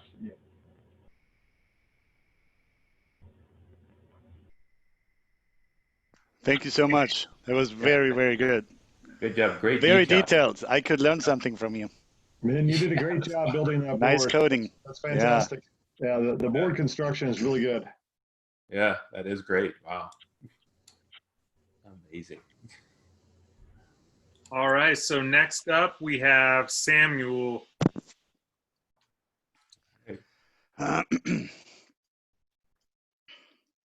Samuel, how's your son? He's okay. Good. Actually, he break his ankle, so ouch. Yeah, he's in the hospital now. A couple days. Oh, well, that's not good. Sorry to hear that. Yeah. I just twisted my ankle, and it took me 9 months to get over that. Oh. Yeah, he has a little bit pain. Yeah. What did he do? Like scooter or roller skates or something? Yeah, scooter. You know, we've been stuck in. Did he have a vibration sensor on it? So you measured the impact? Sorry. Sorry, that was inappropriate. I should apply that. You know, that was the red light blinking here. That was it. Yeah, you know, because of this COVID-19, there is no schools. They stuck in our home, you know, almost the whole month. So I took them, you know, to the field, and finally we ended up, you know, going to the hospital. That happens. Yeah. Good afternoon, everybody.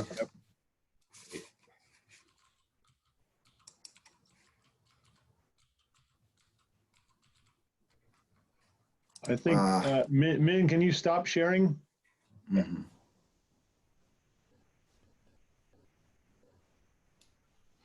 I can, you know what? Matt can. I just stopped the participant sharing. Okay, cool. All right, so Samuel, it's all you. Okay.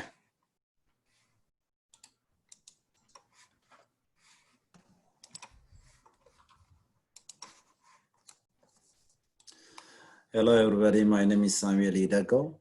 I'm originally from Eritrea. I came to US a couple years ago. And initially, to start this program, I was influenced by a friend of mine who has been, you know, student last semester with Nestlek. And I registered for both classes, intelligent lighting and IoT. And for this capstone, I was assigned with the sensor team,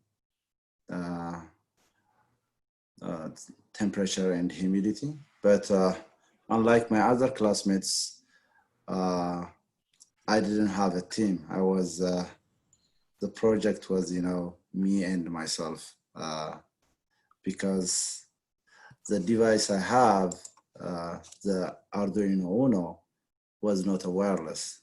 So I couldn't transfer data. I couldn't share, you know, the progress, what I was doing, you know, with other teammates. But while I was, you know, doing the Arduino, I used, you know, all those 4 devices, tools to measure my temperature and humidity at home. So I try to connect, you know, the ground. This is the blue jumper cable. Over here, let me mention a little bit. This is the Arduino. This is a breadboard. This is a the blue and the DHT11, which is the sensor, and the cable is over here. So I try to connect, you know, the Uno with the breadboard and the sensor, so that, you know, I can transfer, you know, the humidity and temperature of the environment. After I connect all this, I install, you know, the software, and through this red cable, the data is transferred from the DHT11, the humidity and temperature sensor, to Uno, and through the USB, through the USB goes to the library, and finally the library will register all the temperature and the humidity at a real time.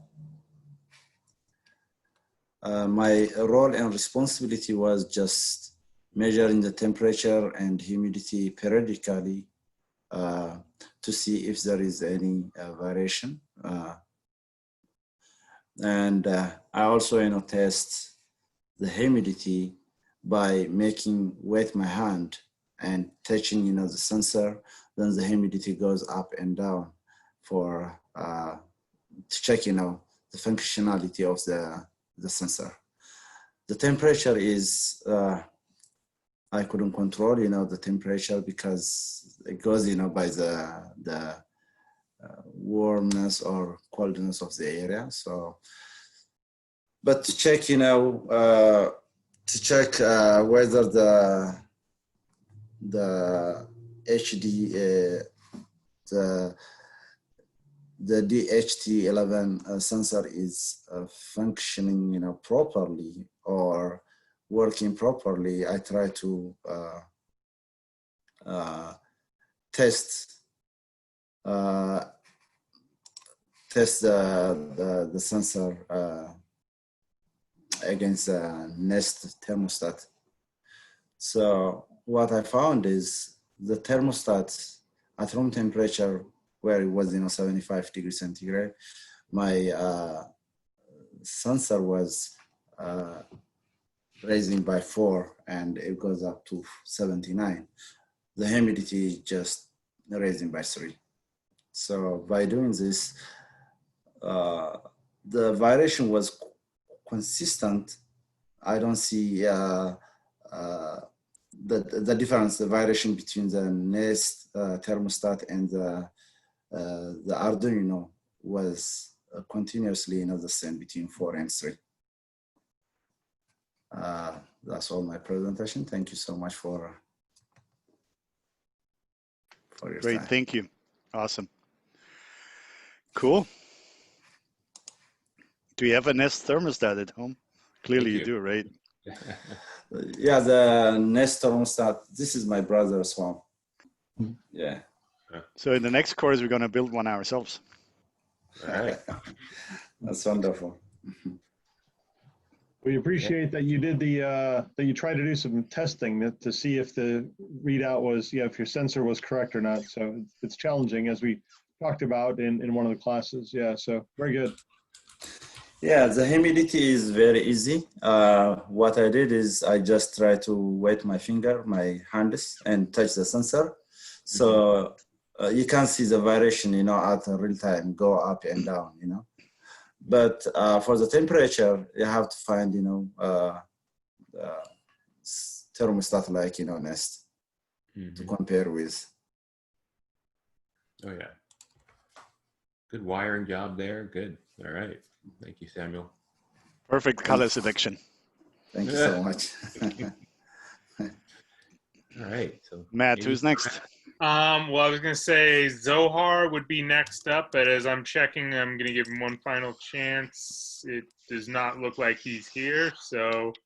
That's correct. Yeah, we got an email. He will not be presenting tonight. Yeah. So I guess that's it. That's everybody at this point. Yeah. By the way, just to tell everybody, Dr. Tran, I think she just left maybe about 10 minutes ago. She sent me a text message and wanted me to pass you guys a message. She said, "Great job, all.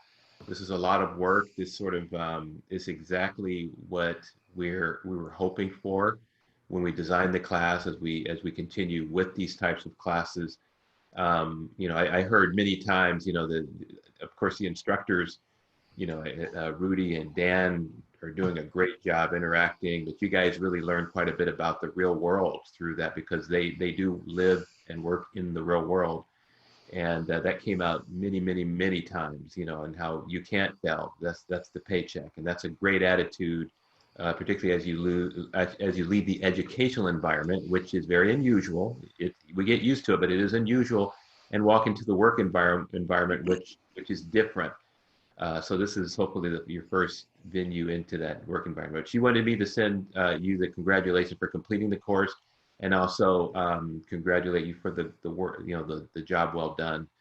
And that's it. I'm going to ask a question. I am videotaping this, and Dr. Tran asked me to, if you guys have no reservations, to maybe edit the hell out of this a little bit and make it really a nice kind of promotional thing. I'll send it out to everyone. Take snippets of various things that we've shown throughout the videos, and maybe encourage other students in future. You can use it for, just for your own use. to join the course. So let me know if you have any reservations about me using your particular part. Please let me know. All right. All right. Can I have some closing comments too, or you want to go first then? Otherwise, it's going to be a long night. Right. I'll go first, and then we can all sign off when Rudy's talking because he'll just keep going. All right. Good night then. I'll go first. Yeah, right. we know you, Rudy. That's okay. Yeah, so it's really cool that Professor or Dr. Tran was doing your presentations and getting a view in the class content and the results. And also online, we have John Swope. You might see in the list of participants, John Swope. John works with Rudy and Cecil and I in the class creation and edX content and stuff like that. And John, hey, there's John. Yeah, he's out in Boston, so he's a couple hours ahead of everybody. He's late night for us, but late night for him. But he wanted to drop in and kind of see how these projects really come together. And I think, you know, he commented to me in a chat line that, you know, he's really impressed with what's going on. And, but I just want to say, you know, I think there were a lot of lessons learned out of this whole process, not only in, you know, how to use IoT Creator and what a sensor is and how sensors work, how an IoT system works, but also there's also a human dynamic element to this, where when you have a project this big, there are a lot of, you know, personalities and work styles, and you have to work with the teammates that you have, and work with the entire distributed team, and you count on each other to get the job done. And I think there's a lot of learning that comes out of going through a project like this that will translate into your career, because you know, you'll encounter these kinds of experiences over and over again, and how you work together as a team, how you cover for each other sometimes, and then sometimes you have to hold people accountable and say, look, you know, you have to deliver this on this day because we're all counting on you. And this is real world stuff. But I really appreciate all the work that everybody's done there. Everybody's talked about the amount of time that's been put in, but the project has been pretty extensive. You know, it's taken a lot of work, hard work. And so that's why it was really cool to see the demo at the start of the presentations tonight, to see that we can get a sensor talking to the hub, to the cloud, processing data, and back down to lights going out. So that's a great accomplishment. And I hope everybody has enjoyed the class. I know I certainly did, getting to know everybody. It's going to be weird to next week when we won't, the Slack lines are going to be quiet, and so enjoy your time off. And I just wish you good luck in your careers. Thank you. Awesome, Thank you for everything, Professor No. Hey, guys, it was a lot of fun for me. I had a really a blast with working with you guys, and I was working through the same exact frustrations, disappointments, and just sometimes just anger. I had to go outside to my backyard and dig a hole just to get my frustration out. I planted a tree through this entire thing. But this is real life. We are talking about new technology, guys. This is not something you can read in a book. That book is not written yet, right? And nobody's even trying to write the book, because as soon as it's printing, it's changing already, right? And you see it. Every time you went an IoT Creator, something changed. And clearly it didn't work anymore for some or the other reason, but it's life. And I think what I got out of it, everybody was really trying hard and mostly learning by making mistakes. That was the framework we created for you, the platform to make mistakes that you can learn from. In a job, you couldn't make those mistakes anymore. The expectation would be that you know enough about your job, your role and responsibility, that you don't need to make those mistakes again. I really enjoyed the class. I really appreciate everybody's hard work. And I hope you guys took away a sense of achievement and success and purpose the same as I did. Thank you very much, everybody. It was fun. I enjoyed it. Thank you so much. Thank you, Rudy, for everything, those long meetings on Saturday and all your time and expertise. Yes. Awesome, guys. Yeah, hopefully, hopefully you know, this is, I think we all told you at the outset, this is a very unusual class. It's not like your standard class. I've done standard classes, and this was not standard. But I'm going to say my own words. I was talking for Dr. Tran a little bit earlier. we've gone through a challenge with COVID-19, and we seem to have come out of the other end very successfully. I mean, this became a logistics issue. We didn't have the equipment we needed, but we worked it out. You know, I think the whole team, everybody sort of pitching in a little bit, and we made it work. So hats off to all of you for sticking in there, and with the frustration. I hope a lot more trees than maybe just what Rudy planted were planted in your backyards. But you know, there is a working product at the end of this, and you all learned a lot of great lessons, and that you'll take the rest of your lives, hopefully, and take advantage of that knowledge. So thank you very much. It is going to be kind of weird, you know, whenever I end the class, I see all these faces every week, every day. I think we were meeting on Sundays, and I was getting everybody up. You guys were half awake. But I'm going to miss all of you, and but keep in touch if you need anything. Hopefully I'll see you in another course down the road. But take care of yourselves, particularly with this pandemic. Take care of your families, and best of luck in your lives and careers. Thank you so much. Thank you. Everyone's getting A's. Congratulations! Surprise. Sorry. We'll see. Worth the shot. Thank you, Professor Lawson, for everything. For real. It was definitely a pleasure. Thank you. All right, I'm signing off now. Bye, guys. All right. Bye. Thank you. Thank you so much. Everyone. Yeah. It's been real. Thanks, everyone. Bye. Thank you. Thank you. Bye-bye. Bye. Bye now. Project management, data management. Yeah, everyone. Good luck.